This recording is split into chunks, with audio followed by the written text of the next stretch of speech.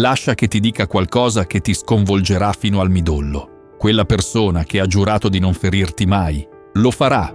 Quell'amico che ha promesso di coprirti le spalle, non lo farà. Quel partner che ha promesso di rimanere fedele, se ne andrà e ti devasterà. Resterai sveglio di notte, ripercorrendo ogni conversazione, analizzando ogni momento, cercando i segnali d'allarme che hai ignorato. Ti chiederai cosa hai sbagliato, come avresti potuto evitarlo se non eri abbastanza. Ma ecco la verità scomoda che devi sentire. Il tradimento non riguarda te, non lo è mai stato, riguarda loro, riguarda chi sono nel profondo, non chi sei tu.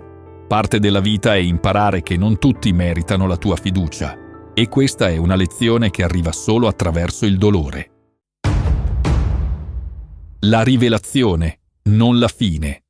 Il tradimento non accade casualmente, non è sfortuna, non è una coincidenza, è una scelta che qualcuno fa, una serie di piccole decisioni che culminano nel momento in cui ti voltano le spalle. Il coltello nella tua schiena rivela più della mano che lo impugna che della schiena in cui viene affondato. Quando qualcuno che diceva di amarti ti tradisce, non ti sta dimostrando che non sei degno di lealtà, ti sta dimostrando che non è mai stato capace di offrirla in primo luogo. Ho visto il migliore amico di 15 anni andarsene senza spiegazioni. Ho visto soci in affari rubare idee dopo anni di collaborazione.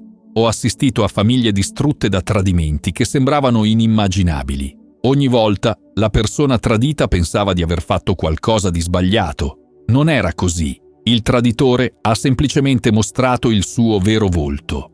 Le conseguenze della rabbia sono spesso più gravi delle sue cause, ci ricorda Marco Aurelio. Lo stesso vale per il tradimento. La tua reazione ad esso può ferirti molto più profondamente dell'atto iniziale.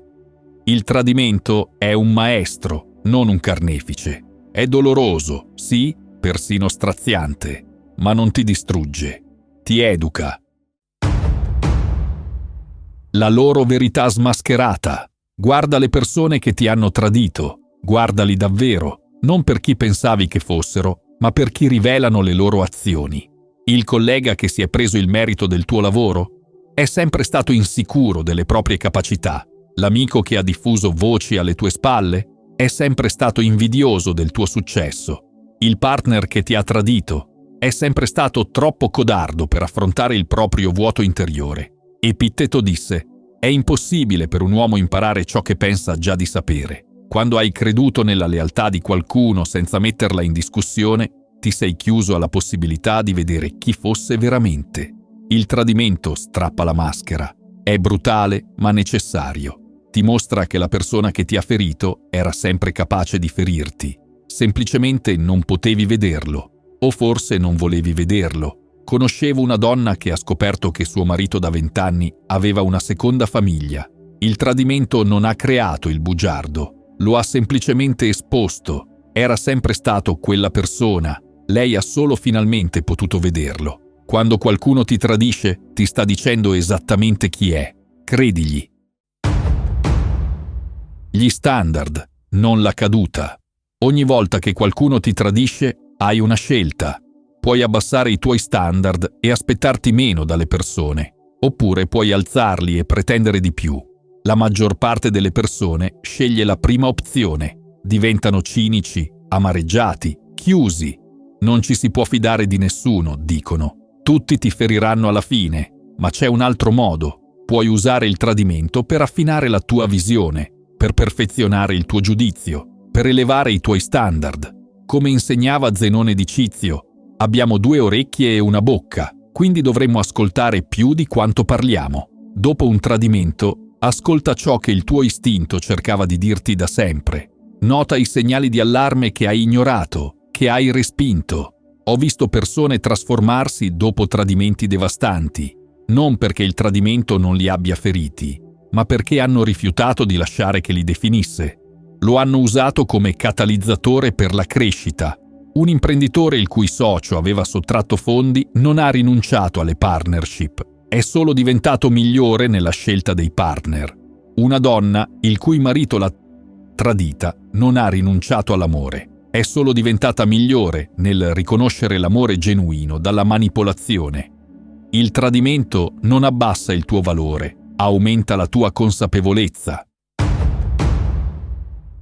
Il reindirizzamento, non il rifiuto. C'è qualcosa di quasi mistico nel tradimento, se lo guardi da una certa angolazione. Spesso arriva proprio prima di una grande transizione nella vita, proprio prima che tu stia per salire di livello. L'impedimento all'azione promuove l'azione. Ciò che ostacola diventa la via, disse Marco Aurelio. La persona che ti tradisce spesso si sta rimuovendo da una vita di cui non era destinata a far parte sin dall'inizio.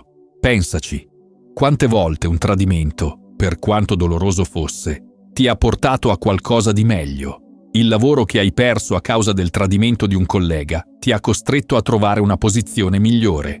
Il partner che ti ha tradito ti ha liberato per trovare qualcuno degno del tuo amore. Conosco un uomo che è stato tradito dall'intero gruppo di amici al college. Lo escludevano, lo prendevano in giro alle spalle. Alla fine lo hanno tagliato fuori completamente. Lo ha devastato, ma lo ha anche spinto a trovare nuovi amici, persone che condividevano i suoi valori, i suoi interessi, la sua visione della vita. Guardando indietro, dice che quel tradimento è stata la cosa migliore che gli sia mai capitata. Il tradimento non è l'universo che ti punisce, è l'universo che ti protegge, rimuovendo persone che non erano destinate ad accompagnarti nel tuo viaggio. Il raro tesoro della lealtà. La lealtà è come l'acqua pulita. Non ti rendi conto di quanto sia preziosa finché non stai morendo di sete. In un mondo dove l'impegno è visto come opzionale, dove le promesse vengono infrante con la stessa facilità con cui vengono fatte, dove le persone se ne vanno nel momento in cui arriva qualcosa di meglio, la vera lealtà è diventata una delle qualità più rare che puoi trovare. La chiave è mantenere compagnia solo con persone che ti elevano, la cui presenza evoca il meglio di te, consigliava Epitteto. Ma come identifichi queste persone? La lealtà non si dimostra quando le cose sono facili.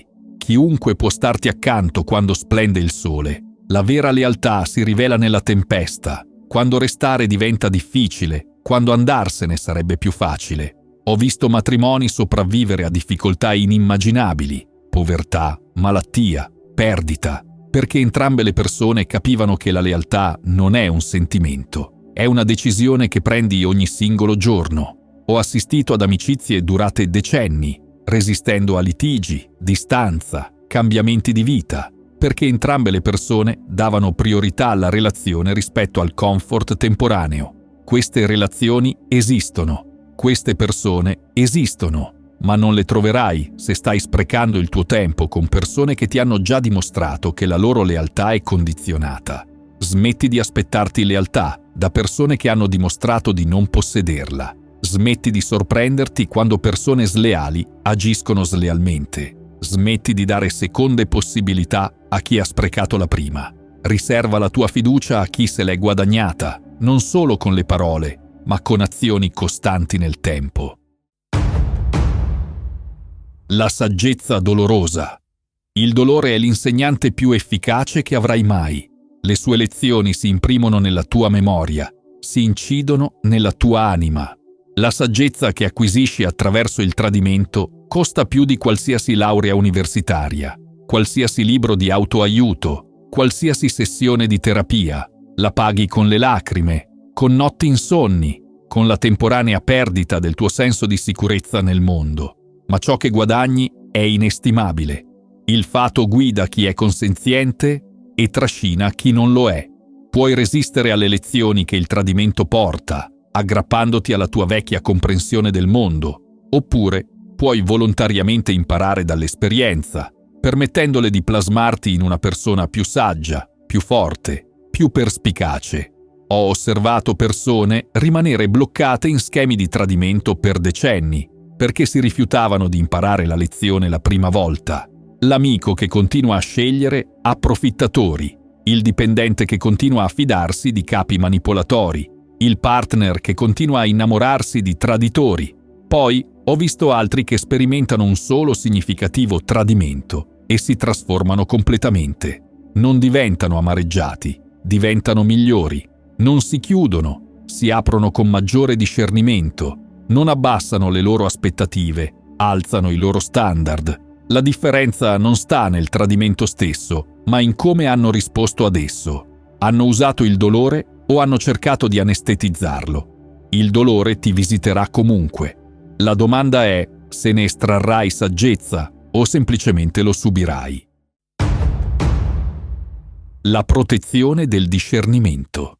La fiducia è la cosa più preziosa che puoi dare a qualcuno. Non è qualcosa da distribuire come regalini a una festa di compleanno per bambini. È preziosa, sacra persino. Soffriamo più spesso nell'immaginazione che nella realtà, osservò Seneca. E questo è ancora più vero nel periodo successivo a un tradimento, quando immaginiamo che tutti ci feriranno nel modo in cui una persona lo ha fatto. La risposta non è smettere di fidarsi, è diventare più selettivi su chi ti fidi. Presta attenzione alle azioni, non alle promesse. Chiunque può dire le cose giuste. Non tutti possono fare costantemente le cose giuste, specialmente quando è difficile, scomodo o costoso. Conosco una donna che è sopravvissuta a un devastante tradimento da parte del marito di 30 anni. Per un po' ha pensato che non si sarebbe mai più fidata, ma lentamente, con cautela, ha ricostruito la sua capacità di fidarsi, non abbassando i suoi standard, ma aumentando la sua consapevolezza. Ha iniziato a notare i piccoli segni di integrità o la loro assenza, la persona che ha restituito il resto in eccesso al bar, l'amico che ha mantenuto un segreto senza che gli fosse chiesto, il collega che ha dato credito invece di prenderselo. Questi piccoli momenti di integrità sono i mattoni dell'affidabilità, rivelano il carattere in un modo che i grandi gesti non possono mai fare. Proteggi la tua fiducia come il tesoro che è. Concedila solo a coloro che hanno dimostrato di esserne degni, non solo una volta, ma costantemente nel tempo. Il potere del silenzio. Quando qualcuno ti tradisce, si aspetta una reazione. Anticipa la tua rabbia, il tuo dolore, i tuoi disperati tentativi di capire perché. Sono preparati per le tue accuse, le tue lacrime, le tue suppliche. Ciò per cui non sono preparati è il tuo silenzio. Il più grande rimedio per la rabbia è il ritardo, consigliava Seneca. Lo stesso vale per rispondere al tradimento. Il silenzio non è debolezza, è potere. È il riconoscimento che non ogni persona merita le tue parole, la tua emozione, la tua energia. Ho visto persone distruggersi cercando di ottenere una spiegazione da chi le ha tradite. Inviano messaggio dopo messaggio, fanno chiamata dopo chiamata, creano confronto dopo confronto e tutto ciò che fanno è convincere il traditore che ha ancora potere. Poi ho visto altri rispondere al tradimento con dignità, compostezza, silenzio. Non supplicano spiegazioni, non esigono scuse, semplicemente se ne vanno, a testa alta. Un dirigente d'azienda che conosco è stato tradito dal suo protetto, qualcuno che aveva formato per anni. L'uomo più giovane ha rubato clienti, diffuso voci, cercato di distruggere la sua reputazione. Tutti si aspettavano una battaglia pubblica, una causa legale, un confronto drammatico. Invece il dirigente non ha detto nulla. Si è semplicemente concentrato sulla ricostruzione, sul servire i clienti rimasti con eccellenza, sull'andare avanti. 3 anni dopo, l'attività del protetto è crollata sotto il peso della sua stessa disonestà, mentre il dirigente aveva più successo che mai. Il tuo silenzio dopo il tradimento parla a voce alta, dice: «Non puoi spezzarmi, non puoi controllarmi, non meriti la mia energia». È la dichiarazione più potente che puoi fare. Il valore incrollabile. Il tuo valore non è determinato dalle azioni degli altri. Non diminuisce quando qualcuno non lo riconosce. Non si riduce quando qualcuno se ne va. Il tuo valore era stabilito molto prima che qualcuno ti tradisse e rimane intatto molto dopo che se ne sono andati. Hai potere sulla tua mente, non sugli eventi esterni.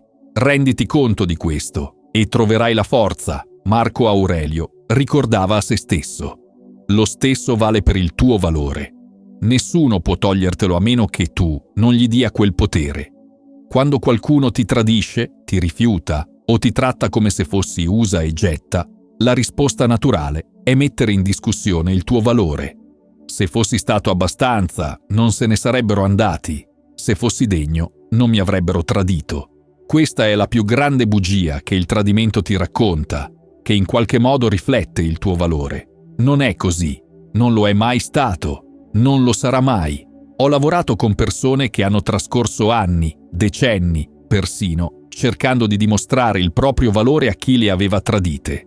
Il figlio che cerca di riconquistare un genitore assente, il dipendente che cerca di riguadagnare il rispetto di un capo che lo ha scavalcato, il partner che cerca di essere abbastanza per qualcuno che ha tradito.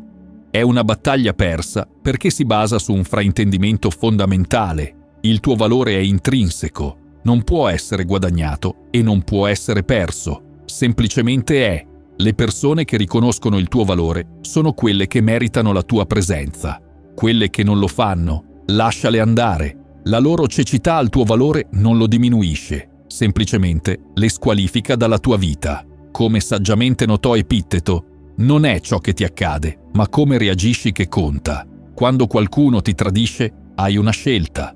Puoi passare anni cercando di dimostrare il tuo valore a qualcuno che non poteva vederlo, oppure puoi prendere quell'energia e investirla in te stesso e in coloro che già riconoscono il tuo valore. La scelta, come sempre, è tua. Se hai trovato valore in questo messaggio, vorrai sicuramente dare un'occhiata a uno di questi 2 video.